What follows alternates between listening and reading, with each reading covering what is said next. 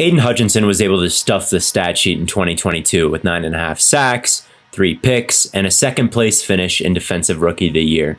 With that being said, not all stats are quite created equal, and for a defensive end, things like picks when you're lined up on the sideline, the quarterback doesn't see you until you pop into the play and make the interception.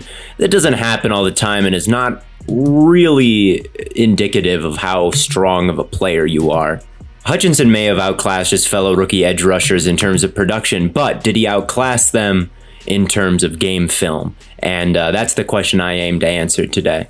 Now, going into the draft, Hutchinson was lauded for his pass rush plan and his moves, and I do think that they translated and helped him be more productive right away compared to the other 2 edge rushers at the top of this class. Like here, for example, he's going to rush over the guard, and he doesn't have very long arms. He's got the T-Rex body type, if you remember that dialogue from the draft. But his placement is good. He's able to get in Corbett's frame, push him backwards a little bit, create some separation, and then from here, he's able to hit a swim move, get inside of Corbett, and then put pressure right in Darnold's face, but Terrace Marshall's wide open, so of course this gets completed. But stuff like this, right, working outside and then swimming inside, it's good to see. I pulled these next 2 Twitter clips versus the Cowboys from the D-Line Vids Twitter account, which is a really good Twitter account that you should follow if you like watching good defensive line play.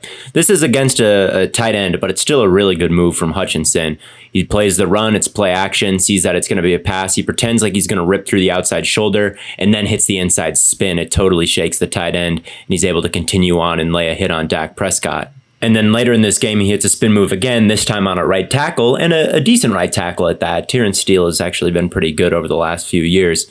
And Hutchinson is threatening upfield. Steele turns and loses his parallel relationship with the line of scrimmage. He's facing towards the sideline, and that makes it really easy for Hutchinson to get him out of position with the well-timed spin move. And this time it's a sack on Prescott. Probably my favorite sack of the season from Hutchinson. This might be my favorite display of coordination from Aidan Hutchinson because with his lack of length, with his shorter arms, he's going to have to do stuff like this. He's going to go against Austin Corbett. Corbett punches first and gets in his frame, or I guess he doesn't get in his frame. He kind of just punches him in the face. But at any rate, when Corbett punches, Hutchinson is able to grab his arm, lift his arms, keep himself clean, then get into the power rush, then get into his frame and start driving his legs.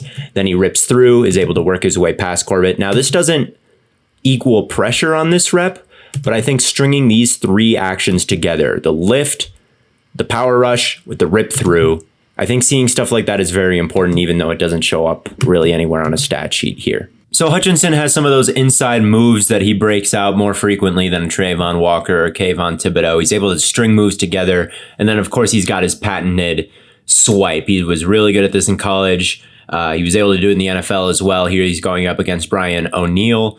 He's getting up the arc. Brian O'Neill goes into punch. And just as that sequence starts, Aidan Hutchinson is able to swipe his punch away, get right around him, and make a sack. And then the other thing that stands out about this play is the jump that he's able to get on the football here. The ball is snapped, and he's the first one across the line by a pretty substantial margin. Then here's one more well-timed swipe on the right tackle as he crosses his face and eventually gets home on Aaron Rodgers here for the sack. So that's typically how you see Aidan Hutchinson win on pass rushes. Now, how often does that happen? Well, in PFF's pass rushing productivity stat, Hutchinson ranked 62 out of 128 qualified guys, which is about average.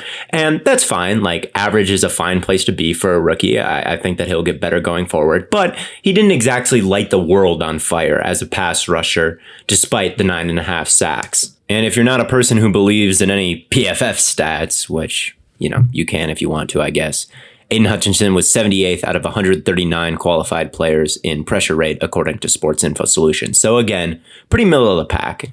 I don't think Hutchinson's speed to power translated to the league the way you'd hope a second overall pick's speed to power would translate. And I do think his short arms do have something to do with that, because if he wants to go right through someone's frame, he's going to have to do it in very close quarters. And even when his arms are fully extended, almost every offensive lineman will still be able to reach his shoulder pads, right, and stay locked on. So it's just tough for him to, I think, not create knockback. I think he can create knockback and get like good initial push at the point of attack.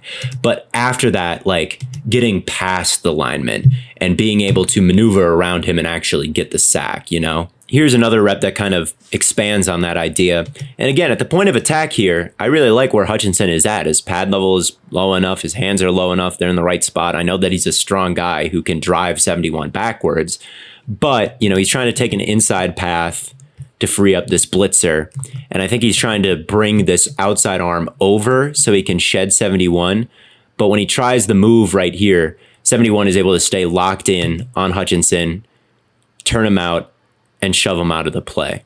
Here's Chandler Jones, and maybe this is an unfair example because Chandler Jones just has freakishly long arms, but when he's trying to bull rush somebody and he gets full extension, they can't reach his frame.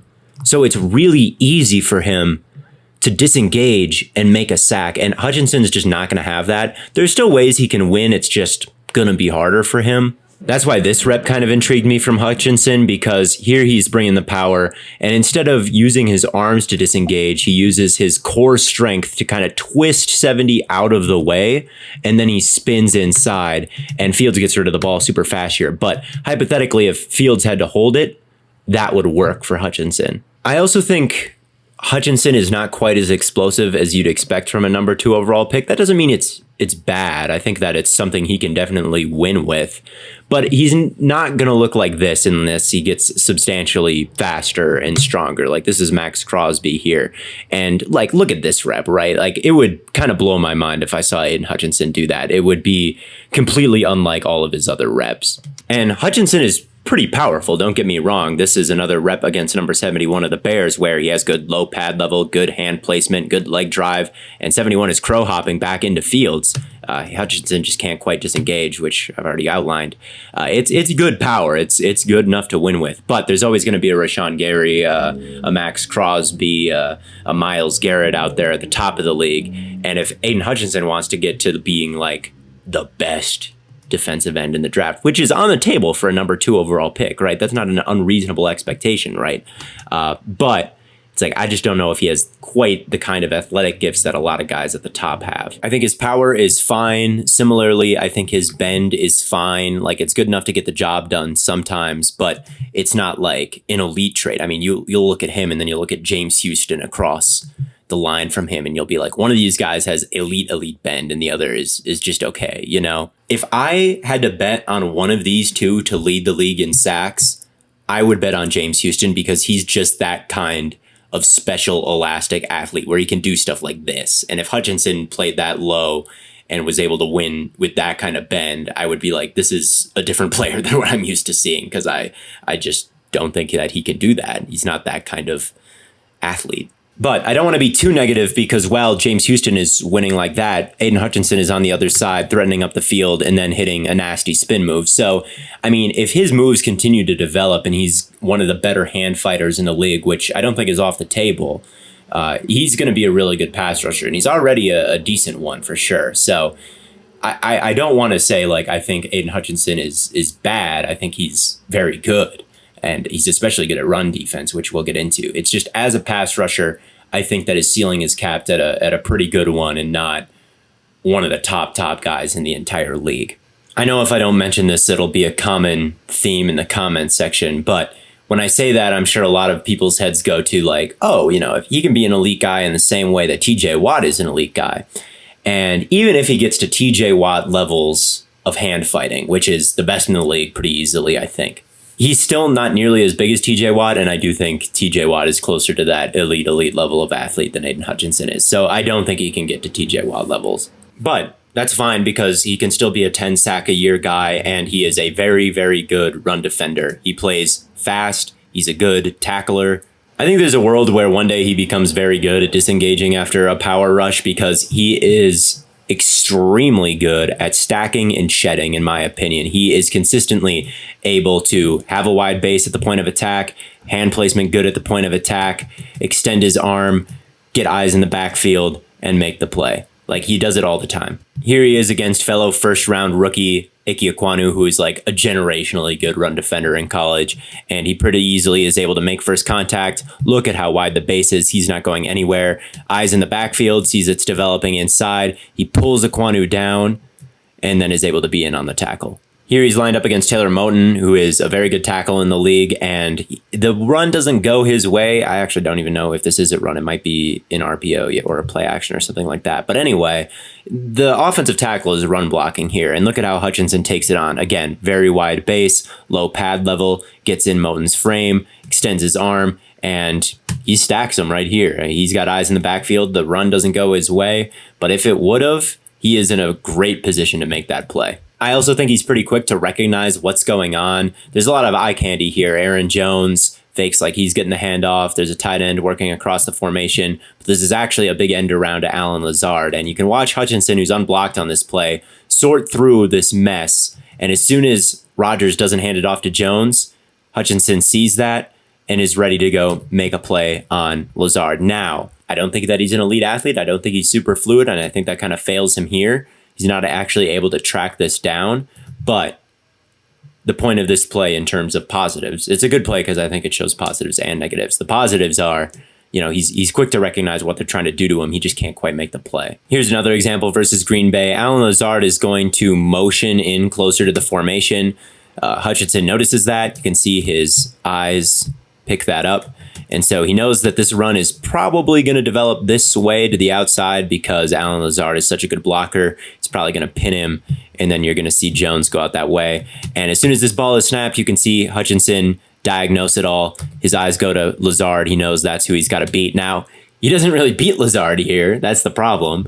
But his mind is going very fast. He's able to play fast. Again, it's just like he's not quite as physically dominant as the top guys. But I think like going forward, he'll learn ways to beat even a wide receiver blocker like Allen Lazard. I think like I'm more encouraged by how fast he was able to recognize than discouraged by the fact that he wasn't able to make the play, because I think in the future he'll have more strategies and he'll be stronger and hopefully faster his next couple of years in the league. At the end of the day, I think the Lions have a pretty good player on their hands, like a plus run defender who could be a 10 sack a year guy. You take that every day of the week, that he's going to get a big second contract. You feel very comfortable with him being a cornerstone of your defensive line. Like I like Aidan Hutchinson. I think he's going to be good. I think he already is pretty good, like I've said. I would sell any stock in him being like a young Nick Bosa. Like, I wouldn't go that far. And a lot of people would because of his draft pedigree and what he did his final year at Michigan and his stats his first year in the league. I do feel like he gets slightly overrated, like his ceiling does a little bit. But that doesn't mean I don't like him. It's not S tier and then everyone else is trash. It's S tier and A tier and B tier and C tier. And I think right now he's like a low B tier type of edge rusher, and he could work his way into like high B tier or A tier or something like that. I just don't think that he's going to be one of those super duper stars that are completely unstoppable. So overall, I would give the pick like a B plus. I think if you could redo it, you'd take, maybe someone like Garrett Wilson or Sauce Gardner or something like that. But I don't think anyone in Detroit should lose any sleep over taking Aidan Hutchinson. And really, now that I've done Trayvon Walker and Kayvon Thibodeau and Hutchinson, I think that they all would probably get redrafted in about the same spot. Like, I think all of those teams are pretty comfortable with the guy they selected. I think right now it would go Aidan Hutchinson has been the best, then Thibodeau, and then Walker. But we kind of knew that going into the season. Like, Walker needed the most time. Hutchinson was maybe the most pro-ready. Kayvon was somewhere in the middle. And I think that's exactly the way it went the rookie years. Going forward, who knows? Maybe Trayvon Walker takes a huge leap. Like, it could definitely happen. He's the most physically gifted of the three. He could be the best. Who knows? But right now, I would definitely say it's Aidan Hutchinson 1, Kayvon Thibodeau a close second, and then Trayvon Walker number 3, and I would give the pick a B plus. So those are my thoughts on the edge rushers at the top of the draft. And thank you so much for watching this little trilogy. I'll be back next week with another video on something else. Subscribe to stay hot everywhere, and I'll see you next week.